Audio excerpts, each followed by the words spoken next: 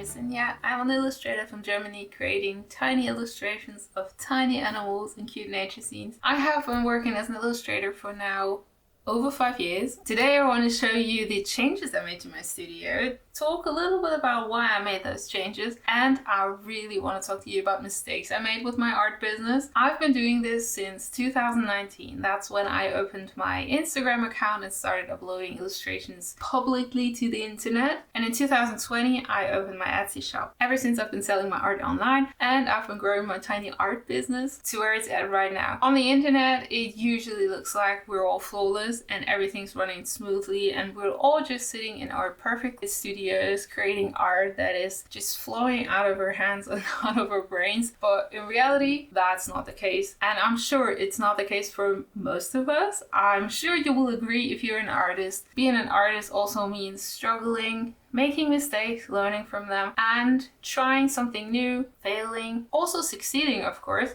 But it's not just like smooth sailing all the way. So first of all, I did some changes to my studio. The first thing you see if you enter my room is a new desk chair. I bought a new desk chair. It's a simple one from Amazon. I'm gonna link it as an affiliate link down below if you like it. It's very comfortable. I bought it initially because it has a low back support and a headrest, but I had to take the headrest off because it felt uncomfortable to sit on it. But I really love the lower back support. I might put like some form of blanket on the cushion. As you know, I have 2 cats. Both really love to sit on my desk chair. They not just leave hair, but also scratches. And I would like to protect this desk chair as much as I can so it lasts a long time. I hope it lasts. I'm really comfortable in it. My old one was a black chair and it went to my husband, and I've wanted a white one for the studio for a long time now because I really don't like black furniture. And the other change I made was to switch around my desks. I have a desk that has a wooden top, which is now behind me where my computer is, and I have a white one which is now in front of me by the window. I switched them around because one, I don't like the feel of the white one. It feels very plasticky, and if I look back, like I got it last year only, I should have chosen 2 wooden tops. For now it will stay in the window, and at some point I will get a wooden top for it. That's not a priority right now, so I will keep it like that for now. And then I really enjoy how my working space with the computer looks now. Now it looks a little bit more quiet and well put together, and then also a little bit more warm. So that's another switch I made. And I also switched around some shelves, and I built myself like the biggest shelf next to my computer desk where my printer's in and my cutting machine, and my other printer went next to the desk now. Like both printers are easier to reach. Before I had to like bend down and almost underneath of my table, which was not ideal.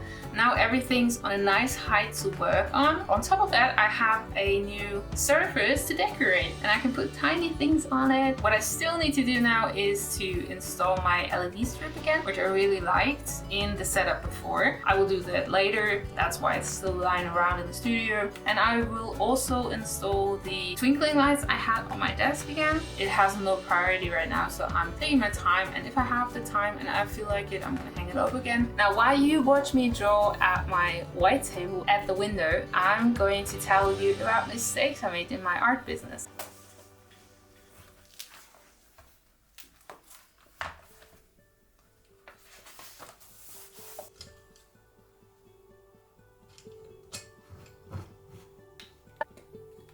So whilst you watch me sketch some ideas that I got from you guys over on Instagram, which is like a random assortment of ideas actually, you will see that in the end result of the sketches. I want to talk to you about making mistakes. I've thought about this whilst I was rearranging my studio because last year I published a video called My Dream Art Studio, and I actually felt like I've reached that state where I felt very comfortable in my art studio, and I was like, yeah, that's it right now.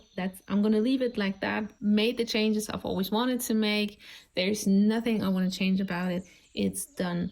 And the other day I was sitting in the studio working on making stickers, and especially before the shop update, I got so much back pain just because I placed my gear wrong, that I was very upset with myself because I felt like, yeah, I thought I had it. I thought I had the dream art space and it's still not functioning well. And I was like, oh, I did it all wrong. But actually, the more I rearranged the furniture in here last week, I came to the conclusion like it's not wrong. It's just learning. I need to remind myself of that. It's not bad to make mistakes, and mistakes are here to be made in order to grow, in order to achieve what you've always wanted to achieve. You need to fail at some things, and placing gear at the wrong place in the studio is not a failure. It's a learning. I've learned that I am getting older. I am now turning 36 this month, and placing a printer like almost on the floor is not ideal for your back because you have to crouch down all the time. And especially in the room I'm in, like I'm very thankful like to even have an art space. It's hard because there's a sloping roof in here, and it's hard to furniture this room as it is, and I'm sure it would be the same for any kind of apartment. It's a trial and error because there are no furnitures made by like those big furniture companies that are for sloping ceilings, because all sloping ceilings are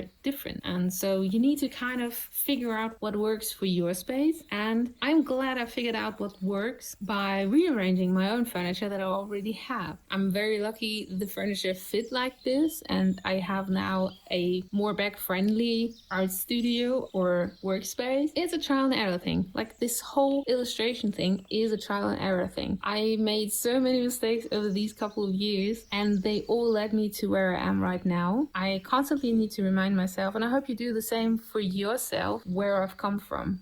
And that leads me to my number one mistake I've made from the start is I didn't document my start. I didn't document the journey. I only started documenting a couple of years back for Instagram and for Patreon, but I never documented my start like in video format or photograph format, like those early months when I just released my Instagram, the first few months of owning my Etsy shop. I've never talked to the camera or filmed whatever I was doing. Like I don't even know how I packaged orders back then, and I would love to look back. That is my biggest regret for my art business, that I haven't documented my start. I would love to be able to look back at my start. I would love to look back at what my studio actually used to look like. I would love to look back at that because this would make it easier to put everything in perspective, like to know where you come from. I know where I came from and I know how I started, but I would love to look at Pasadena in her tiny room, and I would love to hear her thoughts on why she even started that shop or what she was planning to do and how she felt. And that's something I want to change for the next few years. We all know that feeling. It's very cringe if someone tells you, I've watched your video. But I would love to be able to look back at this in another 5 years time when I'm at a different point of my art business. And so this year I made it a goal to actually take the time aside to make those videos and to make filming my process a priority. So I'm actually having to remind myself, like a tiny director in my head, get the camera out, film it, even if no one will see it. If you're just starting out, this start is not glamorous. The start is always rocky, it's hard, it's filled with mistakes and learnings and failure and setbacks. You don't have to share that right away. You can still record in the secret, and then if you're at a point where you feel comfortable sharing your story, you could put it into videos, because I think it's very healthy to show where you're at, not just your goal, if you know what I mean. And I want to do that. I want to show the struggles. I want to show the mistakes. I would love to share my learnings, because my learnings could also be your learnings. I've learned from other people making mistakes, other people sharing their mistakes or sharing their failure, their growth as it is. And so my goal for 2025 is to actually take YouTube seriously and document what I'm doing. So what I actually really want to say to you is, if you're a growing artist, if you're an established artist, if you want to be an illustrator, document your journey. Do it in private, don't share it, and share it if you feel comfortable, or never at all. That's your choice. Because in documenting your journey, it is easier for you to reflect on your journey. I looked up old pictures of my old art studio, and I found just one or two, and it reminded me of how rocky my start was and how minimal my start was. And it made me very grateful to have this room in the first place and to have designated place to put all my gear and actually have all that gear that I collected over the last 5 years. I think it's very nice to be able to reflect on that if you have the documentation of your growth. That's what I wanted to talk to you about. A tiny honest chat whilst you watch me sketch random assortment of animals. So that's what I wanted to share with you this week. Thank you for watching and follow along for the journey. If you feel like it, hit the subscribe button and I'll see you in the next video. Bye!